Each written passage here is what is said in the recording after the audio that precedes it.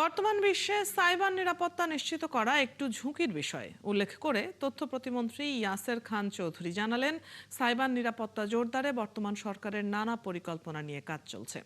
শুক্রবার রাজধানীর বাংলাদেশ চীন মৈত্রী সম্মেলন কেন্দ্রে 2 দিনব্যাপী আন্তর্জাতিক ফিনিক্স সামিটে কথা বলেন তথ্য প্রতিমন্ত্রী। দেশে সাইবার নিরাপত্তা সক্ষমতা জোরদার এবং ডিজিটাল স্থিতিশীলতা নিশ্চিতে আয়োজিত এই সম্মেলনে তিনি আরও বলেন, এ ধরনের আয়োজনে অংশ নিয়ে সংশ্লিষ্টদের আধুনিক সাইবার নিরাপত্তা সম্পর্কে জ্ঞান বাড়বে।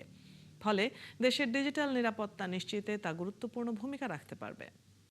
আমাদের বাংলাদেশ গভর্নমেন্টের অনেক রকম পরিকল্পনা আছে, IT based application, cyber security and all that.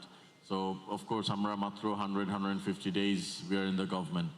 তো ইভেনচুয়ালি আমরা ইনশাল্লাহ উই হোপ যে এটাকে একটা স্ট্রাকচার দাঁড় করিয়ে আমরা বাস্তবায়নগুলো করতে পারবো আমাদের যেসব আইডিয়াস আইটি সেক্টরে আছে।